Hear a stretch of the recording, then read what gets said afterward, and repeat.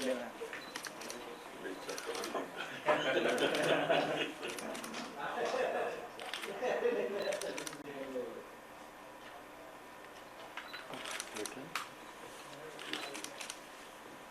ते इथं आज नियमाप्रमाणे सोलापूर जिल्ह्यामध्येच त्यांचा उमेदवारीचा अर्ज भरायचा होता आणि त्यामुळं विजयदादाही आले. मी त्यांना आमंत्रित केलेलं होतं की इथे येत आहे. कलेक्टर ऑफिस माझ्या घराच्या जवळच आहे, 2 मिनिटाच्या अंतरावर आहे.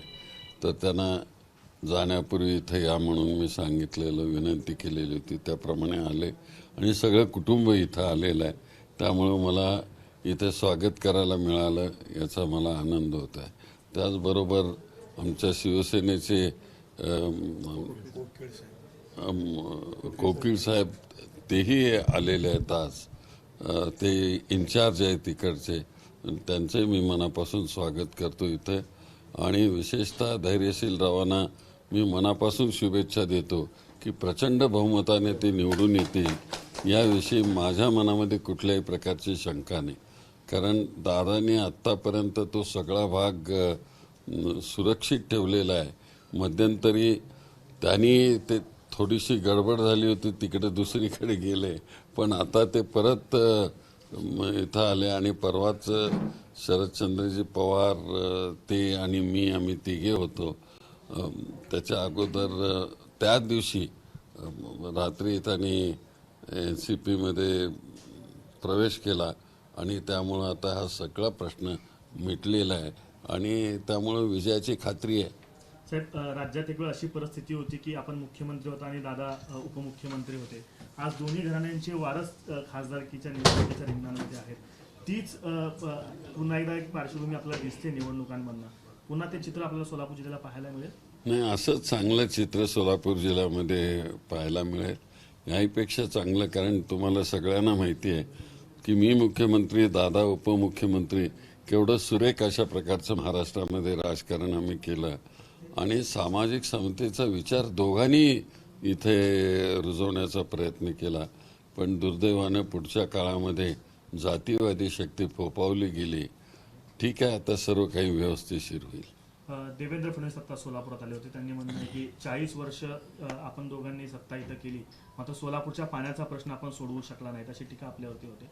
आपण प्रयत्न केले होते पाण्यासाठी, काय नेमकं घडलं? नाही, सोलापूरच्या पाण्याचा प्रश्न म्हणजे एकतर हा सगळा दुष्काळी भाग आहे.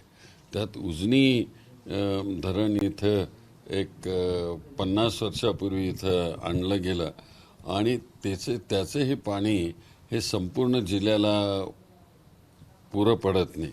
त्यामुळे आजही अक्कलकोटपर्यंत ते पाणी पोचत नाही, अशा प्रकारची परिस्थिती नाही. पुण्यासारखी किंवा नागपूरसारखी इथं परिस्थिती नाही. खूप धरणं नाही आहेत इथं. एकाच धरणावर एवढा सगळा जिल्हा, बाजूचे जिल्हे भिजले जातात. हे मला वाटतं फडणवीस विसरले असतील तर त्यांना आठवण करून देऊया आपण.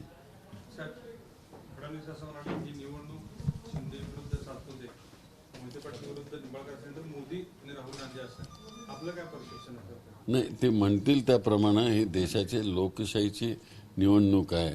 लोकसत्ता हे शेवटी लोकांनी 10 वर्ष त्या लोकसत्तेचा अनुभव घेतलेला आहे.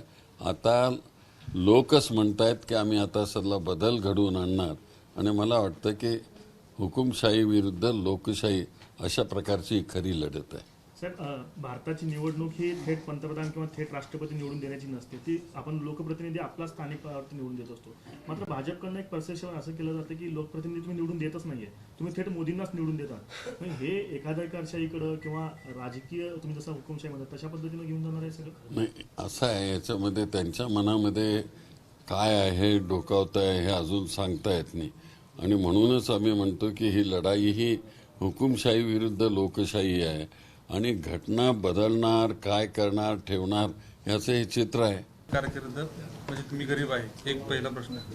मी राम सातपुते, ते म्हणाले की मी गरीब आहे, मला हिनवू नका. दुसरा, आपण टीका केली होती की पार्सल त्यांना पाठवून देऊया. मग हे तुम्ही निवडून दिलं होतं जनतेनं, मोठे पाटील त्यांना सहकार्य होतं. मात्र आता त्यांचं असं म्हणणं आहे की तुम्ही गरिबांना हिनवताय आणि धनदांडगी लोकांची धमकी आहे गरिबाच्या लेखाला. आपण कशा पद्धतीने आणि प्रस्थापितांची ही पूर्वापार चालत आलेली पद्धत आहे की गरिबांना हिनवणं ही पूर्वापार चालत आलेली प्रस्थापितांची पद्धत आहे असं त्यांच्यासारखी गरिबी सगळ्यांनाच मिळो. दुसरं ते असं म्हणाले की तुमची राजकीय कारकीर्द वळचलेली गेली होती, तुम्हाला देवेंद्र फडणवीसांनी आमदार केलं हे विसरू नका, असं त्यांचं वाक्य. मी अजून त्यांच्या त्या बाईट्स बघितलेल्या नाहीत, बाईट्स बघून मी सांगेन. उमेदवारी अर्ज आपण आज दाखल केलेला आहे. विजय संकल्प करताय, काय संकल्प केला आणि कशा पद्धतीने पुढे जाताय वाटतं? सकर्मशी शंकरराव मोहिते पाटील साहेबांनी सांगितलेलं आहे, जेव्हा जीवमान असेपर्यंत जनसेवा करा, तेच डोक्यात ठेवून चाललंय पुढं.